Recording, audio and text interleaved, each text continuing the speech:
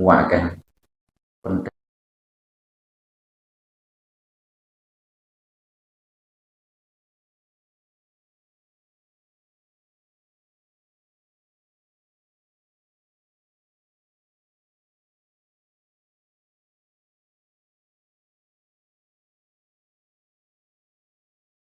Lanjutkan lagi. Nah, punten Boro Yai, nanti kami juga minta pandangan dari panjenengan juga. Ini dari PC sudah ada yang hadir? Belum, tidak ada konfirmasi? Belum ya. Pun. Tema kita saat ini adalah apa?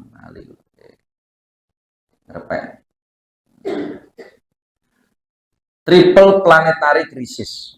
Wah, ini bahasa kerennya lah. Saya ngambil ini karena saat ini ada kompetisi yang diadakan, ingat saya itu kementerian juga, tentang debat diskusi terkait dengan temanya triple planetary crisis. Triple planetary crisis ini adalah krisis yang dialami planet saat ini. Dan ini merupakan tanggung jawab kita bersama. Karena kita hidup di dunia ini bisa tenang, kita yasinan, tenang kita tibaan, kemudian kita juga bisa tenang bekerja, itu kalau bumi atau planet kita dalam keadaan baik-baik saja. Kalau tidak dalam keadaan baik-baik saja, ini juga pasti mengganggu stabilitas kita. Wong nyambet gawe utawi urip teng bumi niki ibarate Semeru watuk ping 3 ngoten mawon niku ya wis rasane niku wis beda, winginane rada mutah titik gitu. Bolak-balik mutah mawon niku wis akhirnya banjir ndak karu-karuan. Artinya merupakan tanggung jawab kita bersama. Lah, 3 krisis ini para hadirin sekalian, rekan-rekan kita yang kita hadapi. Apa saja 3 krisis yang dialami bumi saat ini? Menurut Perserikatan Bangsa-Bangsa atau PBB, kita sedang menghadapi 3 krisis planet yang menentukan masa depan bumi ini nanti bisa sehat atau baik-baik saja atau ada gangguan. Permasalahan utamanya ini saling terkait satu sama lain. Yakni nopo, yang pertama adalah perubahan iklim. Ini pun isu yang diangkat oleh Nahdlatul Ulama kemarin ketika Religion 20 atau R20 di Bali sebelum G20 atau G20. Kemudian yang kedua adalah hilangnya alam atau keanekaragaman hayati. Itu diantaranya zaman biyen niku nek enjing ngoten sik kathah napa kita mirengaken teng ngajengan griya niku manuk-manuk peksi-peksi ngoten nggih. Di pakan karak ning dhuwur wit ngono sik karena sakniki kok jawaran. Tenggeret barang niku ya rada jarang nggih. Mirengaken niku nek mboten teng desa dengan niku rada jarang. Keanekaragaman hayati mulai berkurang, hilang. Kemudian yang terakhir krisisnya adalah polusi dan limbah. Nah, ini efeknya bisa jadi yang melakukan kesalahan-kesalahan itu tidak menerima efek, tapi orang yang tidak melakukan kesalahan-kesalahan yang menyebabkan krisis planet ini justru terdampak efek. Nah, ini kalau menyampaikan riset, saya menyampaikan riset untuk seluruh hadirin dan pemirsa juga dari Badan Riset, niki dari Badan Riset dan Inovasi Nasional. Ini merilis per 30 Maret 2023. Ini menyampaikan bagaimana ternyata dalam 10 tahun terakhir musim hujan di Indonesia itu lebih panjang. Musim hujan di Indonesia selama 10 tahun terakhir ini lebih panjang. Pertama, ini diawali dari dalam 30 tahun pemanasan global berlanjut nanti meningkat 1,5 derajat Celcius. Niku kemudian selama 19 tahun mulai tahun 2001 sampai 2019 durasi musim hujan ini lebih panjang di wilayah selatan Indonesia. Wilayah 1 di Sumatera Selatan, Kalimantan, terus wilayah selatan Sulawesi niku 49 hari. Terus teng Lampung bagian barat Pulau Jawa niku bertambah 12 hari.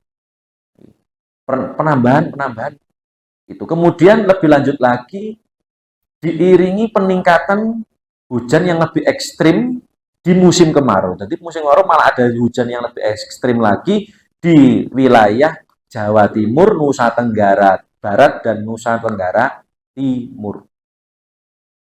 Ini itu dari Badan Riset. Jadi ada perubahan siklus yang tidak koyok biyen, niteni tidak seperti dulu lagi. Itu ada riset yang dilakukan selama 19 tahun itu terjadi seperti itu. Nah, Indonesia saat ini berada di peringkat 27 dunia. Kalau dari tahun lalu itu berarti turun 3 peringkat. Untuk apa? Untuk terkait dengan perubahan iklim di dunia. Ini di dunia. Indonesia itu turun grafiknya atau peringkatnya 3 peringkat menurun itu dalam rangka melawan perubahan iklim.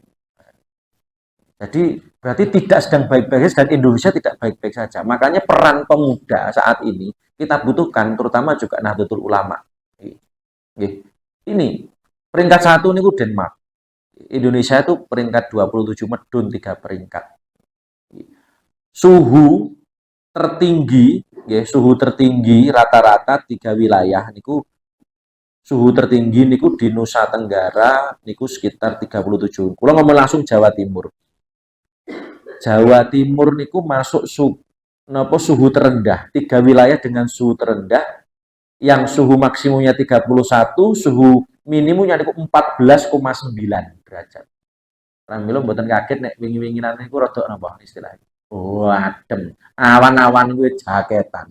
Jaketan. Kula niku biasanya paling seneng nih kipasan sebenarnya niki jan belas nih. Kayak bojo lagi anu pisan balang merah gitu jan susah nih wis. Nih Pak, rogib susah nih Mas niku ya.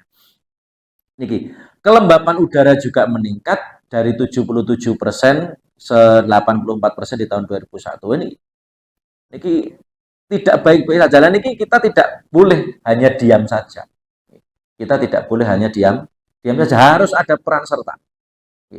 Jangan dikatakan ini adalah harusnya kebijakan dari pemerintah dan sebagainya. Loh, pemerintah sudah. Kalau dari riset itu dari Southeast Asia Climate Change Report 2001. Niku responden itu mengatakan yang 2001 niku sing kudune bertanggung jawab mengatasi perubahan iklim niku 84% niku menjawab pemerintah. Kemudian yang kedua yang bertanggung jawab niku harus pelaku bisnis industri, peringkat ketiga niku individu.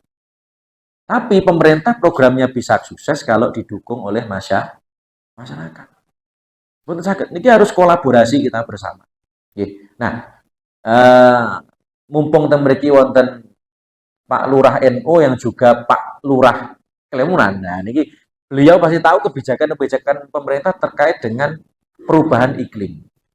Yang dampaknya sampai ke desa dan kelurahan. Maka nanti sebelum kita diskusi bagaimana peran pemuda menghadapi perubahan iklim dan mungkin perasaan-perasaan yang kalian alami saat ini terkait dengan perubahan iklim. Nah, nanti kita ikuti dulu pemaparan dari Bapak Gatot Triatmojo.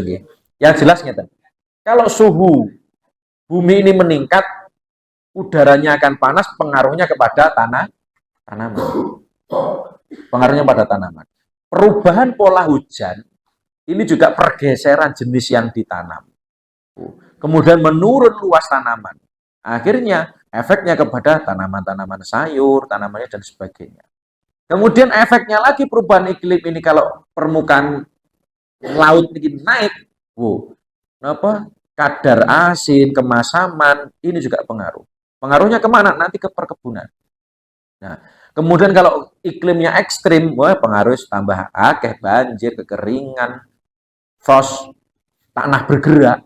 Ini kan kuat ya, tanah bergerak. Ini yo tas kroso dadut-dadut iki wae. Ya jajut.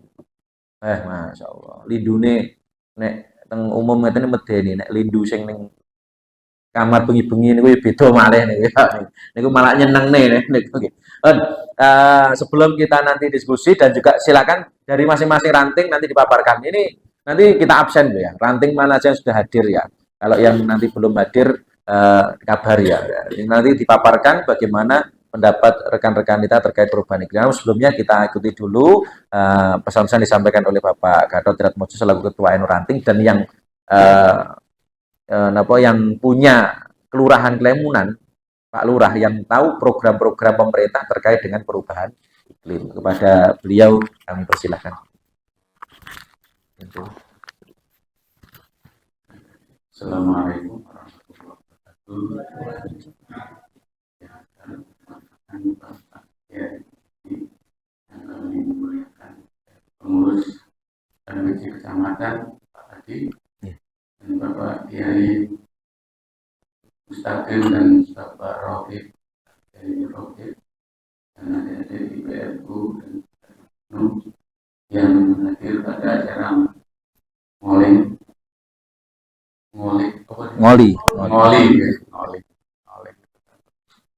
pakai siaran ini.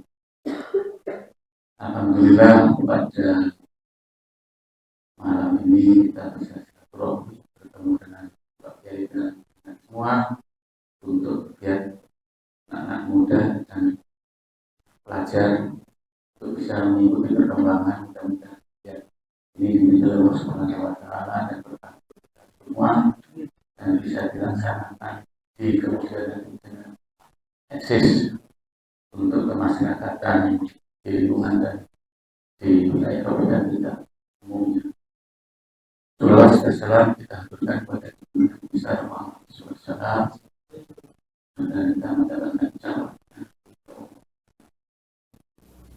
Kami ingin menyampaikan juga, ini tadi disampaikan untuk sharing diskusi agar kita semua merasa memiliki bumi ini. Karena semakin hari situasi kondisi kita merasakan dan ini tadi disampaikan triple. Jadi bumi ini sudah ada krisis. Ini sudah terjadi mungkin 20 tahun yang lalu. Terus rumah kaca ini dipoin langsung kegiatan yang dilaksanakan di kelurahan. Ya pada dasarnya itu ada peraturan-peraturan atau kebijakan-kebijakan untuk mendukung agar masyarakat dan juga pemerintah dalam program itu ada persentase yang semakin hari semakin meningkat untuk menjaga lingkungan. Jadi di kelurahan ada pemberdayaan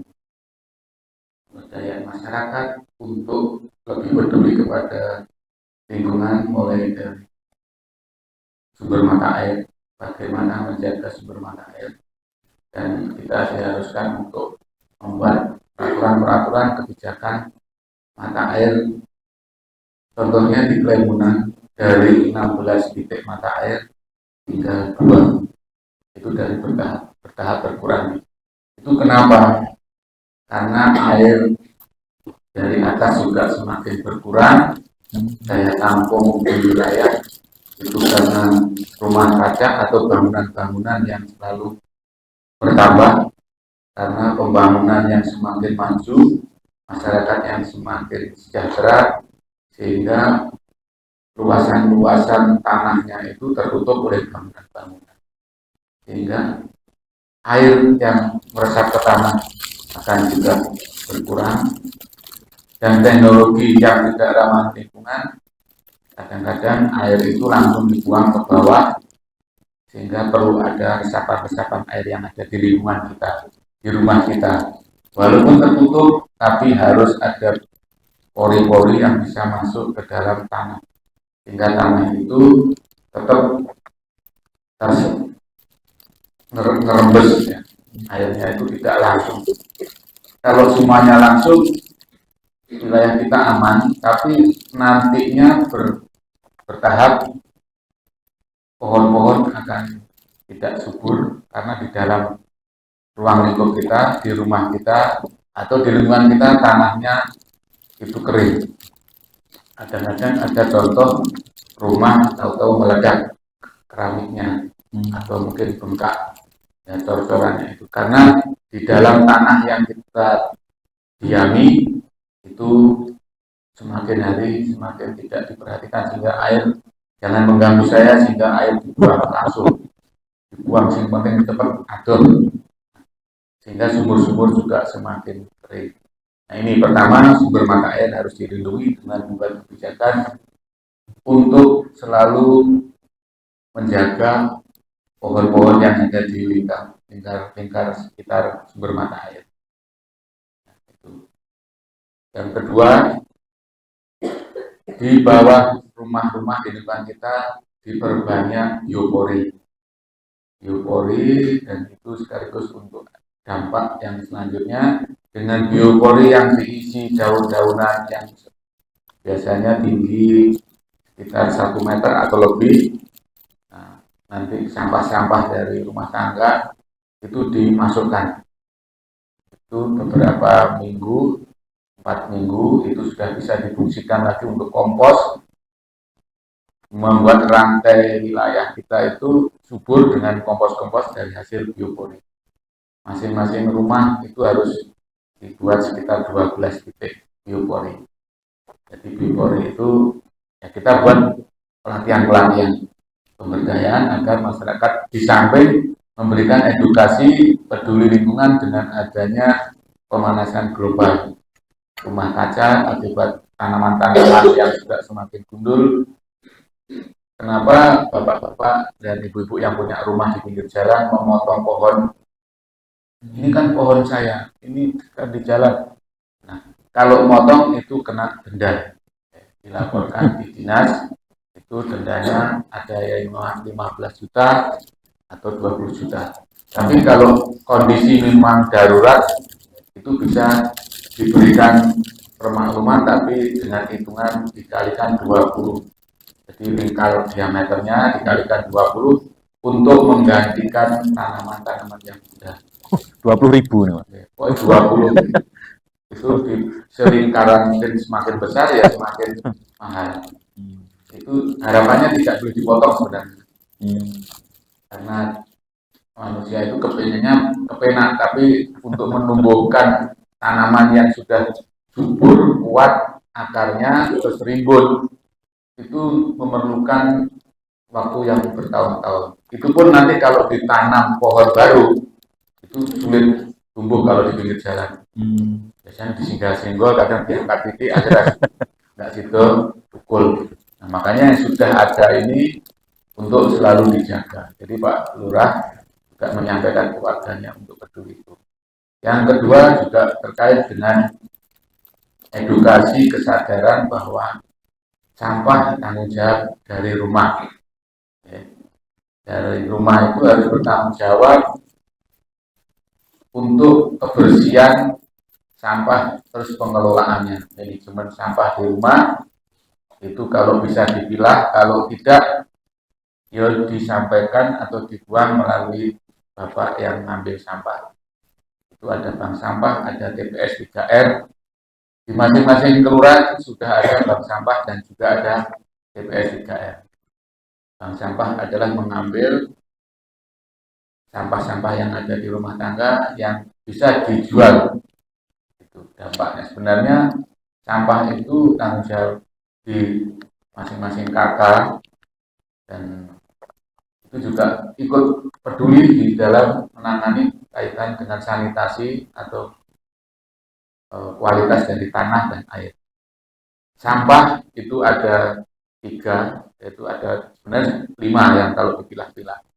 Ada sampah dari dapur itu yang bisa dipakai langsung untuk kompos nanti diolah. Terus ada lagi sampah plastik yang bisa dijual kalau sudah bersih. Ada sampah yang botol aqua, ada beling, ada sampah B3, ada sampah residu yang tidak bisa dijual. Nah, itu tahapan-tahapan. Nah, ini bagian dari kebijakan-kebijakan dengan bertahap diberikan edukasi sehingga kita untuk bisa mengikuti tidak lepas kendali dengan adanya pembangunan, dengan adanya peningkatan wilayah-wilayah. Biasanya kalau semakin berkembang wilayah yang daerah terpencil, terus mendadak tahu-tahu di situ menjadi tempat pembangunan yang besar, nah itu tidak terkendali, sehingga khawatir seperti itu. Sehingga dengan bertahap, edukasi di sekolahan, termasuk di SD, SMP, SMA, termasuk di perkampungan melalui Pak Lurah tadi. Kebijakan itu sudah ada.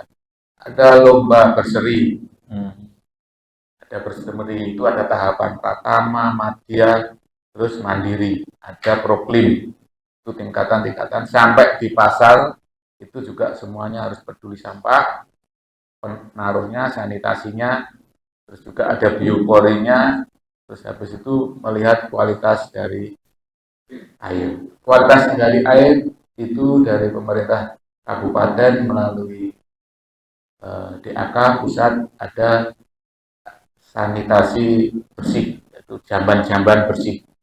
Itu jamban itu juga bagian menjaga kualitas air nanti yang ke bawah sumur-sumur tidak tercampur atau terembes dari septic tank yang ada di warga.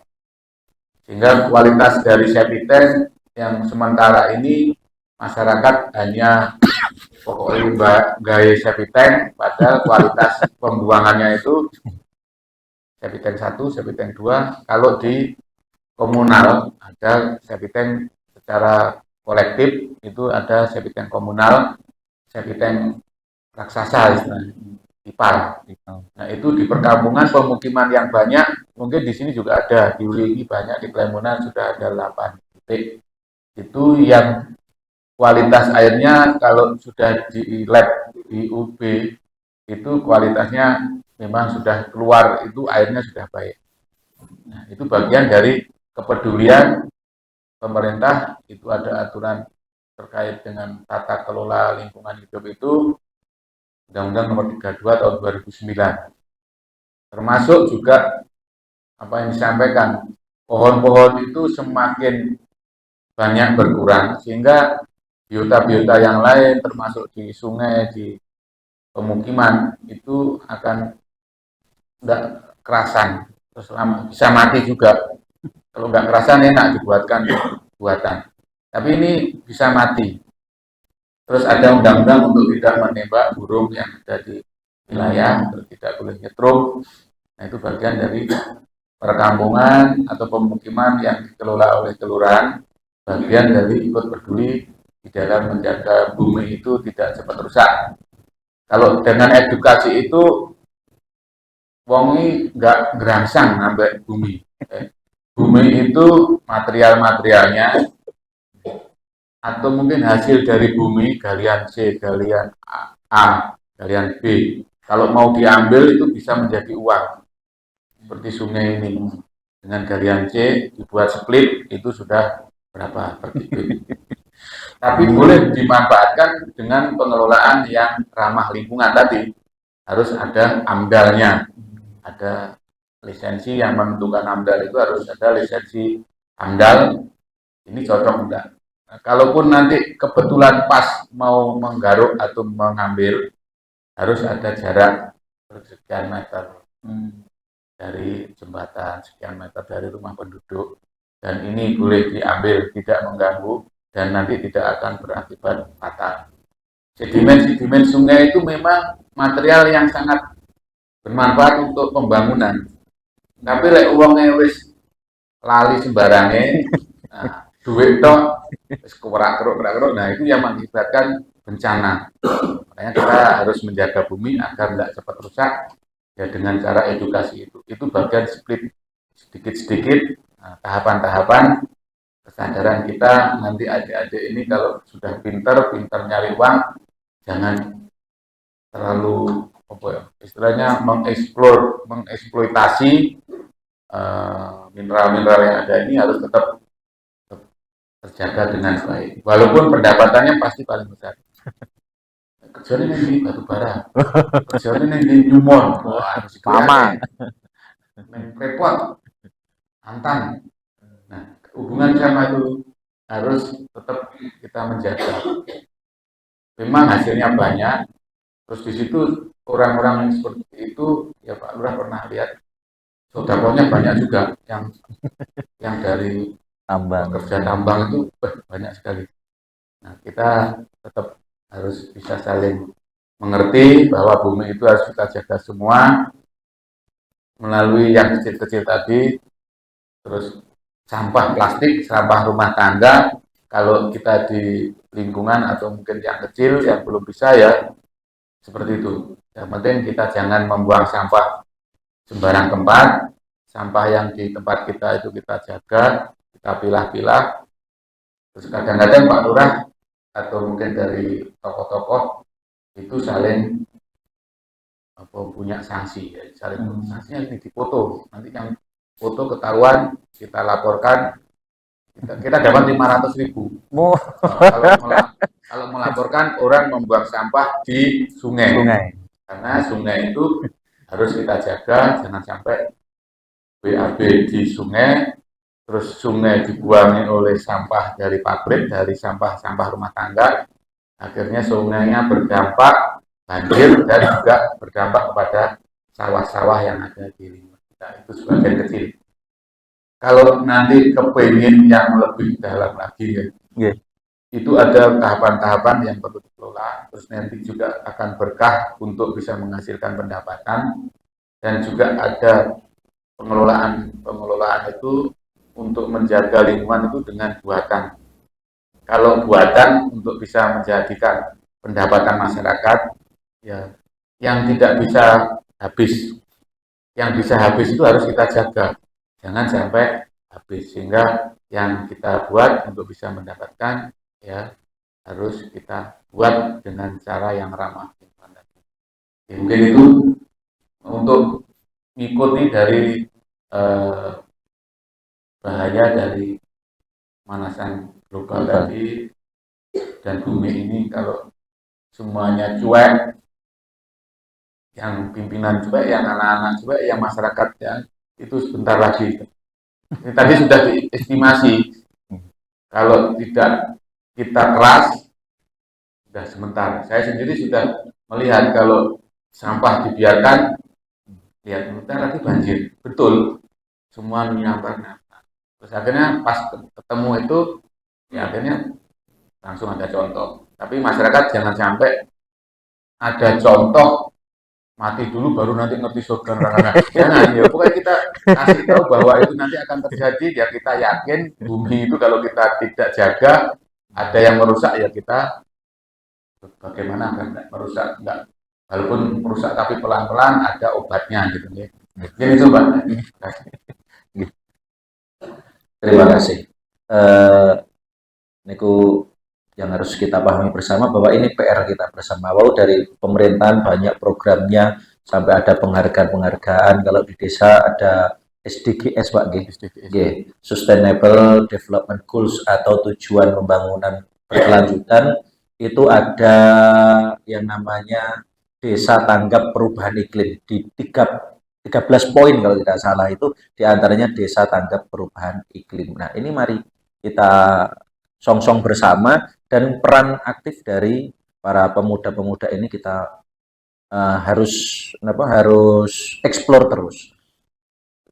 Fenomena akhir-akhir ini lah, biasanya anak-anak itu kegiatannya kalau menjelang maghrib tuh nyore, misalnya nyore di pinggir sawah, melihat matahari yang sangat orange. Nah itu ya ojo gur nyore tok, bar nyore di pinggir kali terus digowak sampah ra karuan.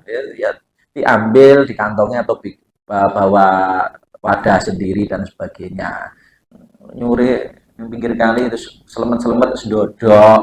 Nah, biasanya terusnya nek teng lepen itu anu Pak, nek toyone kena napa, kena pantat itu mak sliwir-sliwir terus itu enak jarene. Lah. Terus di dada pisan.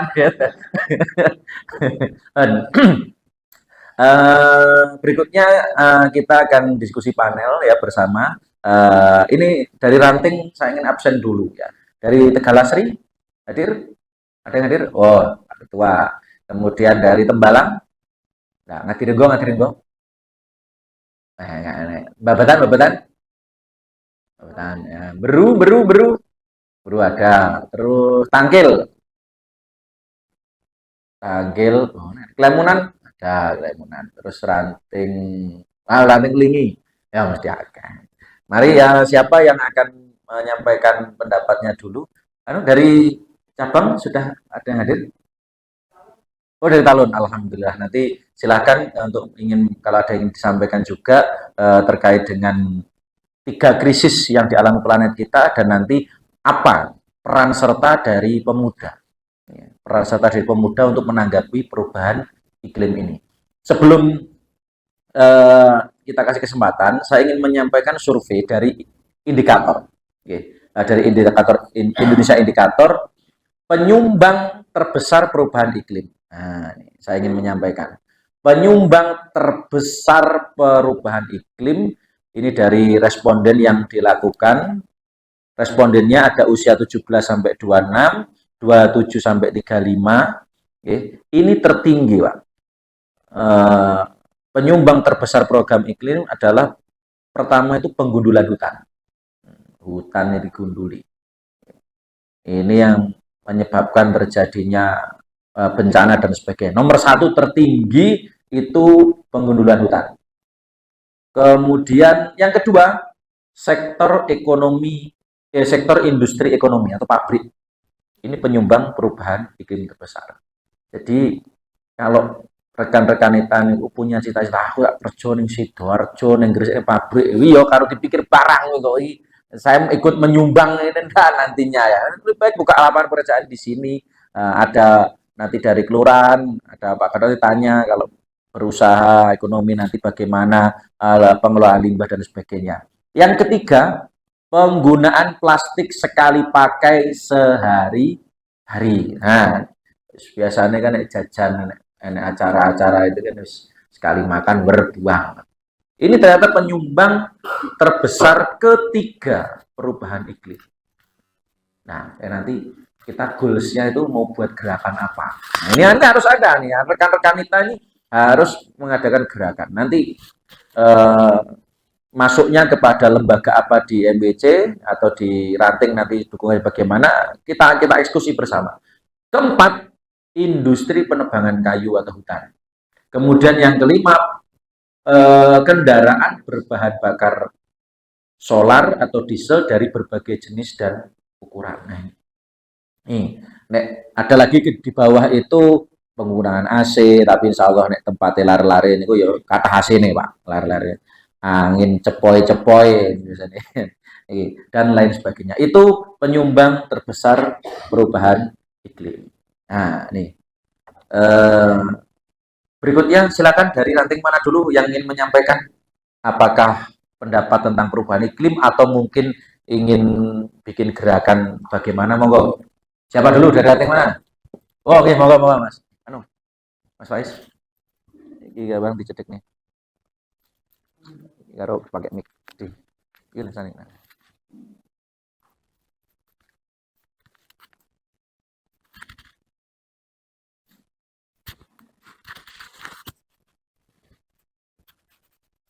Sebenarnya mudah ya. Kalau tentang perubahan iklim, bumi sama langit bersolawat datang Nabi Kanjeng Nabi. Lah niku ilmu reinkarnasi sing mboten di ijazani para ulama. Kaya niki wau gempa. Nggih. Dan niki ngemakan perang Uhud. Dan niki wau kula ningali Kanjeng Nabi. Khalid bin Walid. Lah umpamai dipelajari gerakan yang dibentuk atau solusi niku rada mboten saged.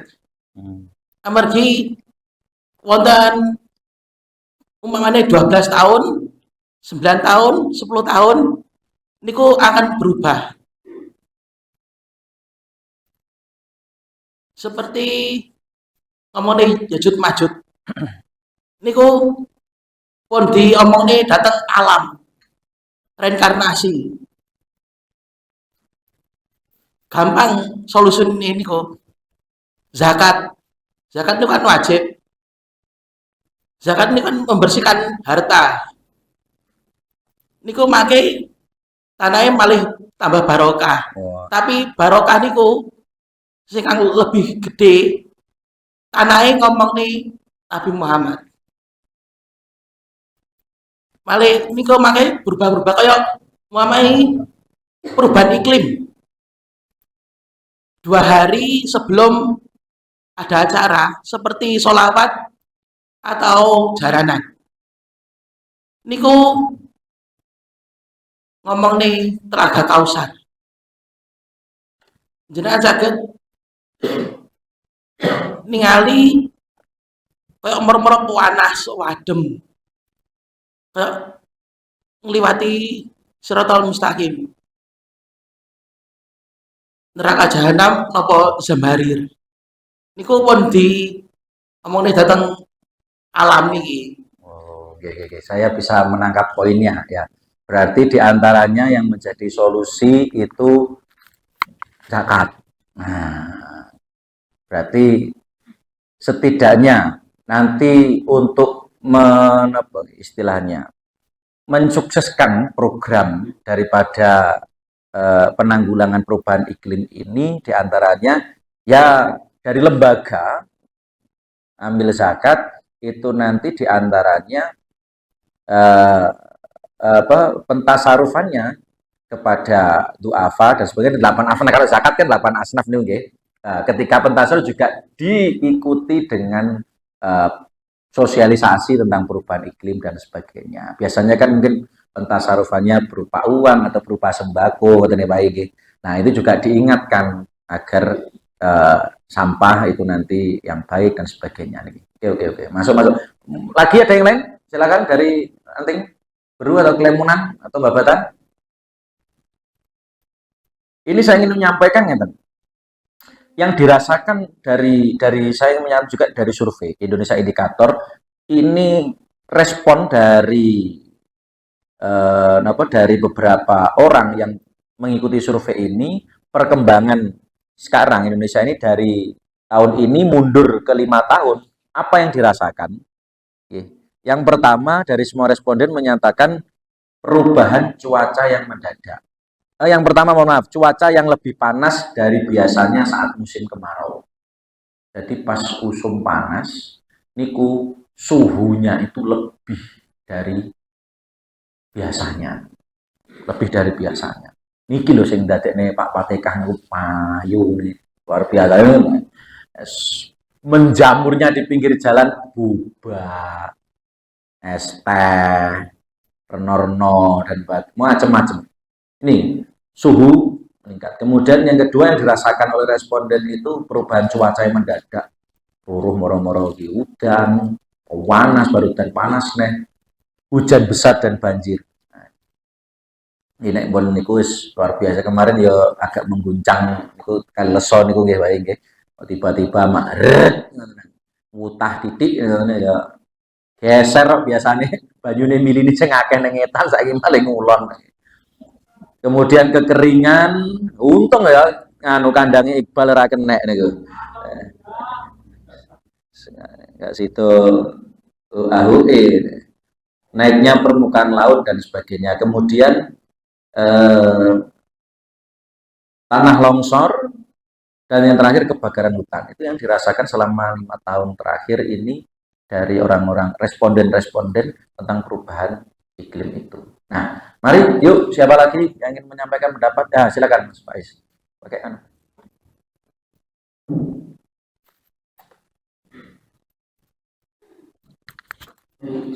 Assalamualaikum warahmatullahi wabarakatuh. Perkenalkan nama saya Faiz. Saya menanggapi ketika ini kan krisis daripada iklim ya Pak Haji. Jadi saya berikan sedikit solusi bagi pemuda itu kita adakan atau kita harus melakukan reboisasi atau penghijauan kembali pohon yang mungkin pohon itu sudah tidak ada atau sudah ditebangi oleh orang-orang yang tidak bertanggung jawab. Karena apa? Salah satu fungsi dari pohon itu saat ini itu sumber air, bisa menghasilkan air ketika air sudah tidak ada, sudah surut atau sumber airnya sudah menipis.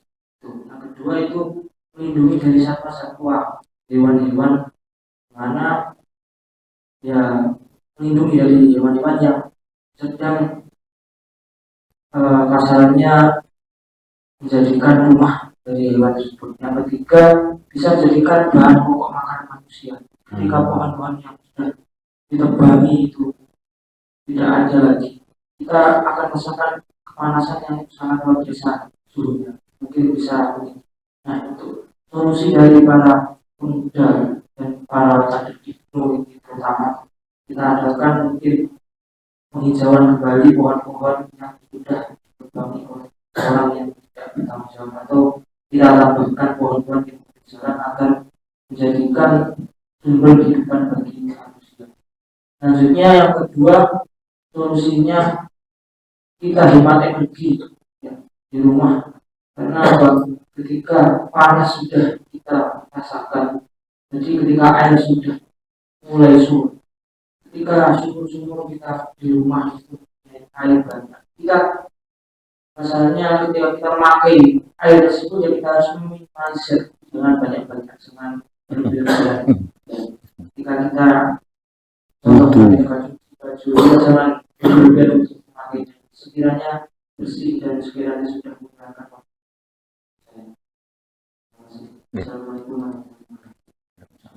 Terima kasih. Wudu barang, wudu ini gak gembrocok, tadi orang marem. Nah, sebenarnya ya botol aqua tanggung itu ya cukup. Tapi bagaimana lah mengolahnya? Kita lihat dulu. Niku akan terjadi pengiritan ini, pun enek kabar sesuk PDAM arepe mati. Ngoten niku wis nanti wis mesti ngirit niku akeh. Ngirit, tenan mulai ngirit wis babas sesuk ben esek. Jadi juga bagus tentang pohon, penghijauan atau reboisasi lagi. Nah, ini bagus. Apa malih mungkin yang dekat-dekat sumber, nggih. Zaman singin niku napa belik ngene masih wae. Belik. Zaman biyen niku sik seneng kok adus ning belik tenan. Kula di jadwal biasane isuk ning belik, sore no ya tapi budale jam 3, adus jam 4:30, budal jam 3. Biasane giliran karo cewek-cewek sih. Berikutnya begini, kenapa kok kita concern anak muda, pelajar IPNU PBNU yang kita ajak untuk diskusi malam hari ini, diantaranya nanti juga saya sudah menyampaikan kepada Ibu Muslimah untuk juga dibahas. Kenapa kok pemuda? Satu, kaum muda ini lebih rentan terdampak perubahan iklim. Anak muda Indonesia menempati posisi ke-46 di dunia sebagai kalangan paling rentan terkena dampak perubahan iklim. Ini saya rilis dari kata data. Ini diambil dari British Council. Ya, 46 peringkat anak muda di dunia diduduki oleh Indonesia sebagai yang paling rentan terdampak perubahan iklim. Perubahan iklim itu nanti kerap menimbulkan penyakit menular, contoh vektor polusi udara dan sebagainya, watuk apa nah ya ini, radang, ngelak, sampai tekan dompet tipis barang, krono ngelak amen tuku bubar, arumi suwe ya kan. Kemudian dampak bencana alam lebih banyak dirasakan pemuda di pedesaan itu 23% dibanding di perkotaan 20%. Nah, kemudian juga perubahan iklim ini belum menjadi isu utama loh bagi anak muda. Nih, ini juga nanti kalau didengar oleh PC IPNU PBNU juga mohon ikut ditindaklanjuti. kaum muda lebih mengkhawatirkan masalah pendidikan dan pekerjaan dibanding perubahan iklim. Masalah apa? Pendidikan dan pekerjaan. Sekolah nanti yo sing akeh ceweke. Nah, boloku sekolah nanti. Pekerjaan juga. Belum ke concernnya perubahan iklim. Kerja apa? Urung nek ketambahan. Aku kayak karo sopo nyawang statusnya kancane ngenas. Berikutnya 21% pemuda Indonesia berusia 18 sampai 35 tahun menganggap perubahan iklim sebagai perhatian utama. 21. Ini berarti sedikit dibanding dengan persentase yang lebih besar. Masih 21%. Belum jadi concern utama. Nih, bagaimana nanti perubahan iklim ini materi-materinya juga mungkin masuk dalam pengkaderan. Mungkin di antara disisipkan meskipun sudah ada SOP-nya ya, Magesta, Lakut, Lakmut, dan sebagainya, tapi tidak ada salahnya menyisipkan tentang perubahan iklim dan nanti langsung action. Meskipun ada, biasanya mesti ada pasukan semut dan sebagainya, apalagi ketika di Kelatama, ya. Nah, saya yakin concern di CBP dan KPP itu diantaranya juga terkait dengan lingkungan. Tapi ini harus lebih persentasenya ditambahkan lagi, terutama di program kerja. Nih, ini yang menjadi acuan pijakan kita. Oh, ternyata cara pandang pemuda itu masih seperti itu. Maka perlu kiranya kita bekerja. Perlu kiranya kita beraksi. Apa? Tadi disampaikan bagaimana tentang reboisasi di sumber. Nah, ayo, habis ini mau apa? CBP-nya atau mungkin IPNU PPNU-nya dengan CBP-nya berperan apa? Nggak usah yang mulu-mulu dulu di semua deh. Pilot project yang mana? Mumpung ada Bapak Pak Lurah Klemunan, mungkin pilot project di Klemunan. Ayo penghijauan.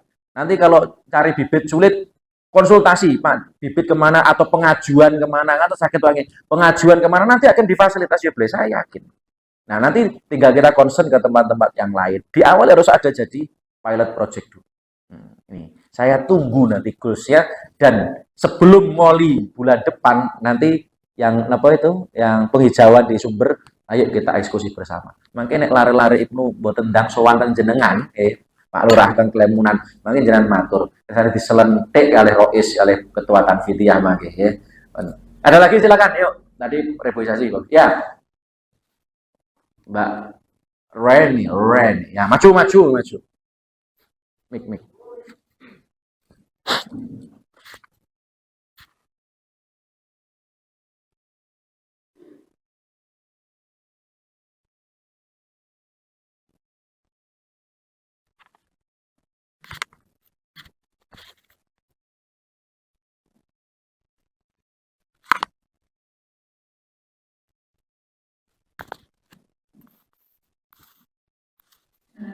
Assalamualaikum warahmatullahi wabarakatuh. Ya, perkenalkan nama saya Riki, saya perwakilan dari Santri Bangkatan. Oke, saya izin menambahkan dari rekan Faiz tadi mengenai program dari PPNU untuk adanya penanaman pohon kembali atau reboisasi, Mas. Betul. Oke, terkait dengan itu mungkin langkah pertama yang akan kita eksekusi, saya mewakili dari konco-konco IPPP ingin melihat gambaran dari TikToker Pandawara, plus Pandawara yang memungut sampah dari sungai-sungai. Mungkin langkah pertama bisa dimulai dari ikut dulu sebelum kita ke penanaman pohon. Nah, kalau melihat dari sekitar kita, itu banyak sekali sampah kasihan, terutama di kegiatan-kegiatan kita yang mengumpulkan banyak massa. Nah, contoh singkat ketika acara ini, mungkin masih ada di sekitarnya sampah yang tidak pada tempatnya. Bahkan nanti ketika kita sudah selesai forum, kita langsung pergi tanpa menyadari bahwa sampahnya itu masih tercecer seperti itu. Jadi langkah pertama kalau menurut saya lebih fokus ke sekitar dulu. Nah seperti itu. Mungkin itu dari saya mengenai tentang tema kita dan tanggapannya. Terima kasih. Wassalamualaikum warahmatullahi wabarakatuh. Menarik terkait sampah yang di sungai. Saya melihat di Instagram Polres Kabupaten, Pak. Kemarin itu ada gerakan membersihkan sampah di sungai. Itu sangat luar biasa di daerah barat. Itu luar biasa. Salam hormat untuk Bapak-bapak kepolisian. Ini luar biasa. Ini ayo kalau mungkin akan concern di situ. Nah, kebetulan karena itu terkait nanti dengan wilayah. Oke. Mungkin Pak Gatot bisa memberikan arahan kalau sungai itu nanti apa dampaknya sejauh mana, kemudian teman-teman ini akan bergerak di bidang itu terus pun kita. Terima kasih bagi usaha inisiatif untuk peduli kali bersih dan juga untuk mengembalikan daya dukung hutan, kesejukan dan juga mata air. Itu memang harus mulai lagi. Hutan itu diposisi ataupun itu diseleksi karena memang hutan kecuali konservasi itu memang hutannya tidak boleh dipotong, tapi karena mungkin hutan produksi yang bertahap kadang-kadang pas dan besar dipotong ganti kecil. Untuk komunitas-komunitas peduli lingkungan itu di kabupaten kita juga ada, dan juga dari lingkungan hidup. Nanti usulan-usulan itu bisa dipastikan melalui masing-masing kelurahan atau mungkin anak-anak muda atau mungkin dari komunitas anak muda itu bisa mengajukan untuk penanaman pohon-pohon. Itu kebanyakan sekarang yang kita tanaman-tanaman yang bisa menghasilkan buah. Itu kan langsung bisa berdampak sekaligus di situ ada nilai dari lingkungan hidup. Jadi tanah itu dimanfaatkan untuk ditanam buah-buahan. Dengan pohon yang besar itu bisa menjaga menciptakan oksigen dari satu orang dewasa. Kalau sudah besar, kalau masih kecil ya belum. Nah, seperti itu. Kalau pohon-pohon yang pelindung itu masyarakat kadang-kadang lama memanfaatkannya sehingga nganggur ini mesti sawi. Berarti nggak mau nih atau apa, mungkin bisa 10 tahun. Kalau tanaman produksi kayak basia, jengon-jengon itu yang awal-awal itu memang banyak. Jadi sebenarnya sekarang ini banyak tanaman buah seperti mangga, alpukat, dan juga kelengkeng, jambu. Nah itu di beberapa wilayah diberikan. Tapi itu harus memang ditanam, intinya untuk memberikan tambahan-tambahan tanaman-tanaman yang sudah begitu mundur. Yang pertama memang harus dijaga dulu tanaman-tanaman yang besar-besar itu. Kalau ada yang memotong ya berikan arahan-arahan atau diberikan edukasi, karena pohon yang besar itu sulit untuk tercapainya sampai seperti itu. Untuk sawah tadi, ya, sawah itu dampak dari plastik, sungai-sungai itu akan mengganggu para petani, apalagi sampahnya itu yang sekarang masih itu pepes. Pepes itu masuk di sungai, terus masuk di sawah-sawah. Jadi pak sawah yang mau bertani itu wis nggak niatin mulai rapi, mulai udah sama orang-orang itu semua. Nah itu karena kesadaran, namanya kesadaran tiap ada pertemuan, lurah nggak bisa bekerja pertemuan diundang, beri kesempatan di yasinan, di pengajian atau apa kita juga saya menyentuh ke sampah itu, pengelolaan sampah. Kalau sudah takut dan sadar, nanti rewardnya itu ya kita anak-anak muda itu nanti akan mendapatkan keenaan. Kalau sudah pada saat ini kita bertindak, pada saat ini kita sibuk mengurus itu, nah, hasilnya 10 tahun, 5 tahun itu pengurangan sampah akan betul-betul bisa teratasi. Tapi kalau ini kita tidak sibuk, apa yang disampaikan tadi, pemanasan global dan akan berdampak panas, termasuk longsor, banjir, itu akan kelihatan. Bisa dihitung sebenarnya. Kan tadi itu kan hanya presentasi secara apa? Survei. Tapi di dalam ilmu lingkungan hidup, kalau gunung itu, kalau pantai itu dikurangi sekian, sekian hektar, akan berdampak kepada wilayah lain sekian hektar. Kalau ini nanti diganggu sekian hektar, akan menciptakan tekanan panas sekian, itu berubah. Tapi secara alami itu lama. Secara alami tidak akan secara mudah. Tapi kalau secara singkat, biasanya ada perkembangan yang tidak tertata dengan baik, sehingga mengganggu secara iklim tadi. Namanya klimatologi itu ya, zona kita aman itu kalau enggak ya kolap, panas lagi, ada kita nambah penyesuaian dengan masih ada kita betul pakai pendingin.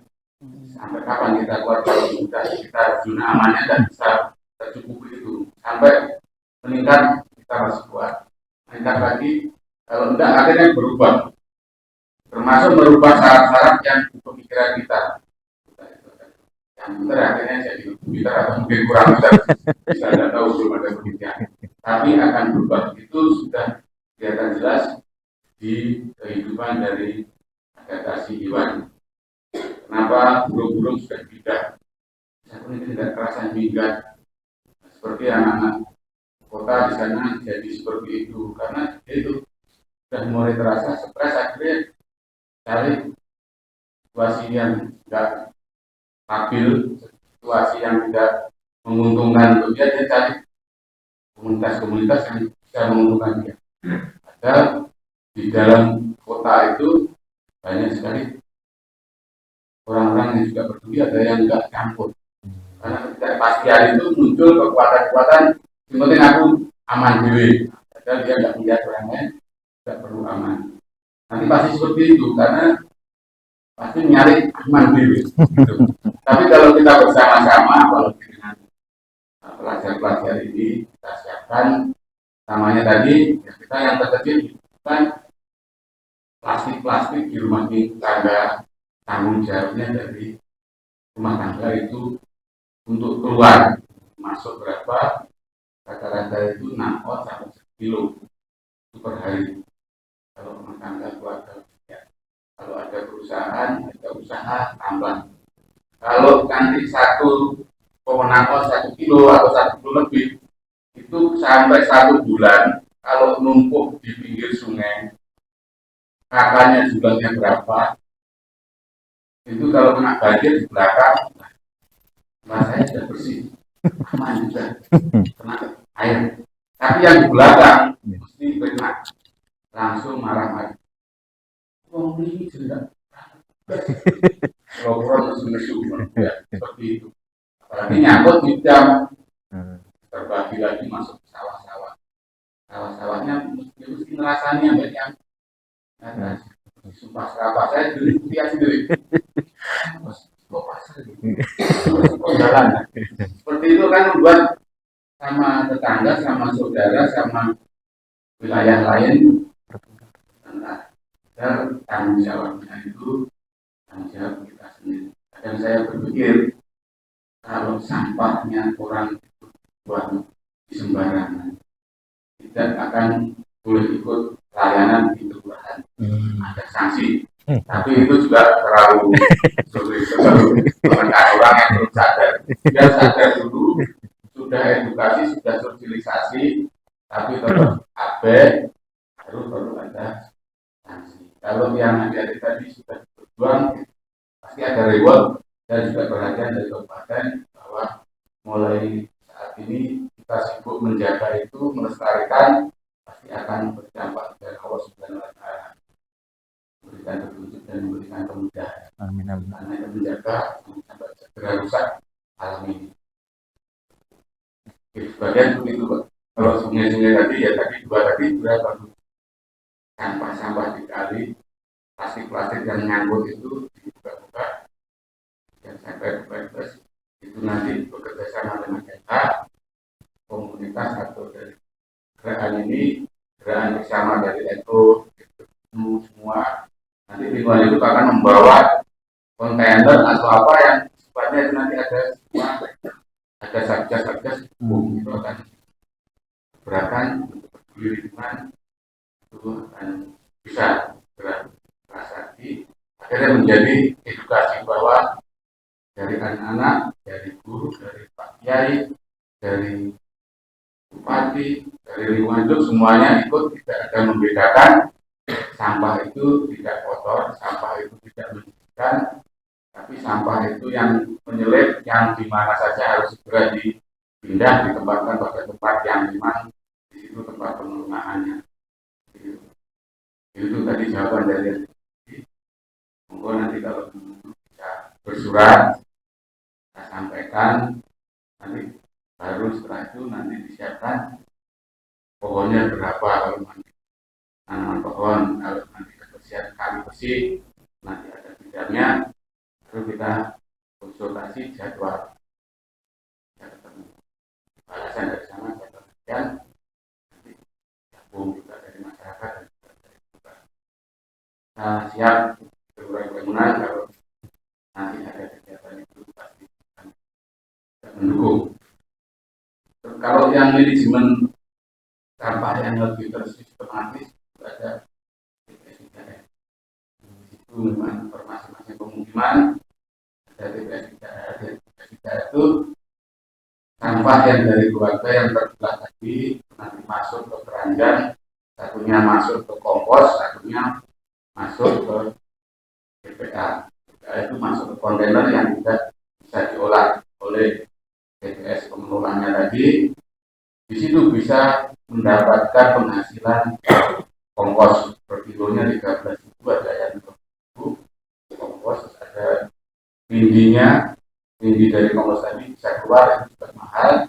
Plastik-plastik yang sudah langsung bisa dijual, ada plastik yang perlu cacah atau itu bisa jadi solar, bisa jadi bisa jadi itu butiran-butiran plastik itu tidak bisa sehingga sampah yang dikelola oleh TPS 3R itu bisa menghasilkan uang untuk memutar operasional itu dan mendapatkan penghasilan. Saya pernah kalau mengelola TPS 3R dengan luasan kakak kalau lebih dari 900 itu kalau 1 tahun 16 sampai 1 tahun nggak bisa beli truk, rugi banget. Karena 6 bulan. masyarakat sudah banyak plastik-plastik yang dibawa ke situ dan sampah dapur yang langsung bisa diolah jadi kompos. Nah, berputar terus loh. Itu pemasukan yang kalau orang nggak bisa melihat itu kan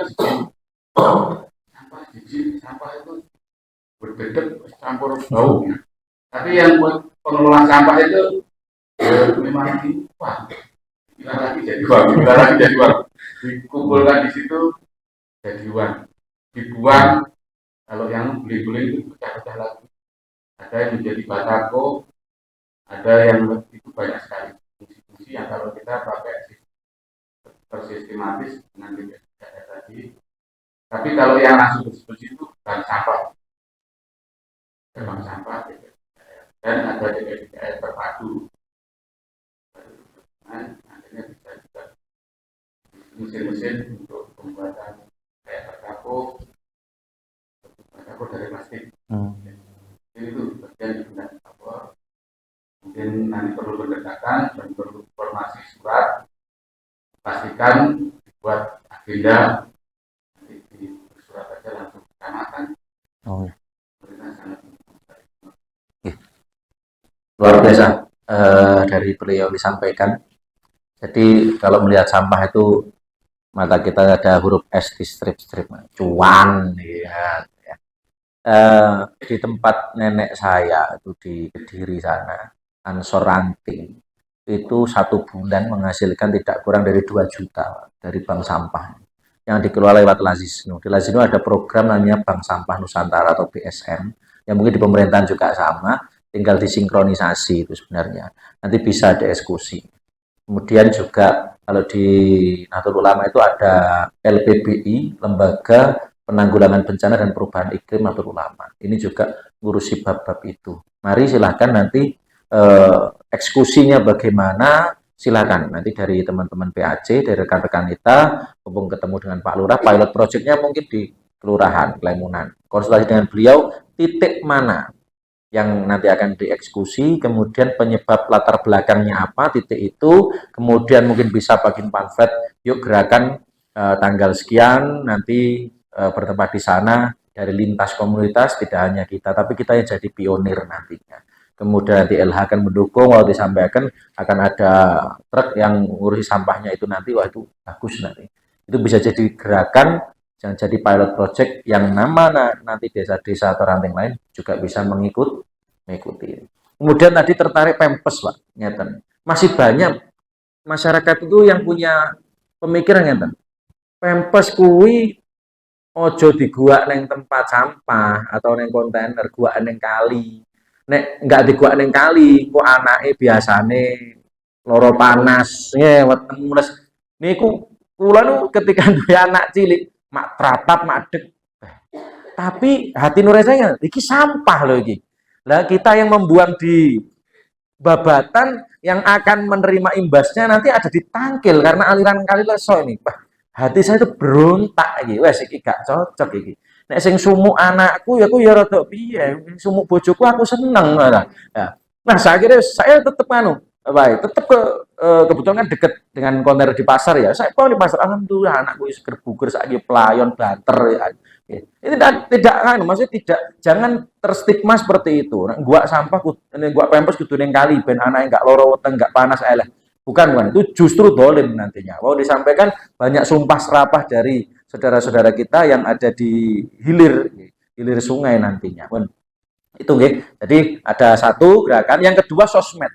Ini dari LPBI pengurus besar itu menyampaikan sosial media, bagaimana peran anak muda ini harus aktif di sosial media terkait dengan perubahan iklim ini. Ini berarti langsung eksekusi saja. Ini penanggung jawab multimedia ini biasanya kan Mbak Dea ya di Diari Asakinah itu, yang sekarang sudah kita matchkan dengan MBC. Tolong dalam 1 minggu ada 1 hari yang nanti kontennya khusus terkait dengan isu krisis global ini ya Mbak, tentang planet ini, pencegahan lingkungan atau bagaimana, atau nanti kita sampaikan survei-survei dan sebagainya agar memberikan edukasi kepada masyarakat. Berarti malam ini ada 2 goals. Yang pertama adalah di sosial media kita akan berperan lebih intens terkait dengan perubahan iklim atau krisis planet ini, terutama di bumi. Yang kedua adalah nanti kita tunggu eksekusi dari teman-teman, diusahakan sebelum ngoli yang akan datang ini konsep sudah muncul, komunikasi sudah terbangun, tinggal nanti actionnya nunggu jadwal yang tersusun. Gitu ya, Mas Adi Ramadhani ya. Ini mohon teman-temannya dikolaborasikan. Ibnu Lingi harus tampil di depan dan memberikan inspirasi untuk tempat yang lain. Ya. Niku Pak Yai yang bisa kami sampaikan, wau pun dibekali banyak ilmu. Nah, niki wau sangu Pak Yai niki untuk tadi teman-teman yang sudah berperan. Nah, nih Dek wingi janjine bakalan dur prese. Oke, yang berani tampil dan bersuara ini dapat sangu Pak Yai. Tadi yang cewek siapa tadi yang cewek? Oh, sampai angkat tangan orang nyekel mic. Siapa tadi? Mbak Reni ya. Ini Mbak Reni, ini sangu gila Reni, Mbak Reni. Nah, ada sangu. Nek NO sampean pilih hijau apa biru? Apa lana? Hah? Semuanya sesuaikan keadaan. Nah, kita harus mengajarkan hari ini. Nah, Pak sangu dari adat ya. Ya, oke, sip, bes. Coba tampilnya ya. Besok. Kemudian rebutannya kedua, Mas Faiz tadi. Nah, Pak Jati, sun. Jadi, ini sangu. Sekerap-kerap teko ngoli cah. Yang ketiga masih tadi, monggo. Nah, aman. Monggo. Nggih. Alhamdulillah kita sudah di belum jam 10 itu sudah selesai. Karena teman-teman habis ini masih banyak kegiatan, diantaranya mabar bersama teman-teman ya. Kita jumpa di episode yang akan datang, Oli dan juga mampir ngumping. Oli di depan di mana? Rencana? Setelah dari Wilingi nanti segera dikonfirmasi ya. Baik itu mudah-mudahan berkah untuk kita semuanya dan bentuk tidak lanjut dari Nahdlatul Ulama diantaranya sekarang sudah dibentuk Satgas Keluarga Maslahat. Satgas Keluarga Maslahat Nahdlatul Ulama yang diantaranya itu terkait dengan perubahan iklim, sampah dan sebagainya. Ini juga akan dari concern di Nahdlatul Ulama ke depan untuk program-programnya. Mudah-mudahan berkah untuk kita semua. Sekali lagi untuk seluruh pemirsa juga, mari kita bersama-sama menjaga. Jangan sampai apa yang kita nikmati kemudian hasilnya itu bisa kita rasakan, tapi residunya atau sampahnya ini merugikan orang lain. Ya, itu yang harus kita sikapi betul sehingga kita menjadi orang yang bermanfaat dan juga atsar atau bekas-bekas kita juga bermanfaat. Ya, Sun terakhir. Ya, jadi Sun doa penutup.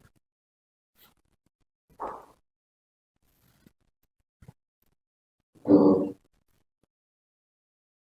mengakhiri pertemuan ini, mari kita bersama-sama melakukan Allah. Mudah-mudahan berkatkan ridhonya dan bisa menyembuhkan lingkungan kita, bahkan terbaik negara kita dengan kebahagiaan, membuka dan serta untuk anak-anak yang sangat kreatif, semua sangat diharapkan. Memang kita sebagai warga dan umat Islam, memang kita mendapatkan kehidupan agar menjaga kelestarian dan kenyamanan kehidupan kita. Dan kita berdoa mudah-mudahan kita seperti beribadah kepada Allah Subhanahu wa Ta'ala dan senantiasa kita diberikan kesehatan sehingga kita bisa beraktivitas yang lebih baik daripada kita bersama-sama dengan musyidah baca kita berkata-kata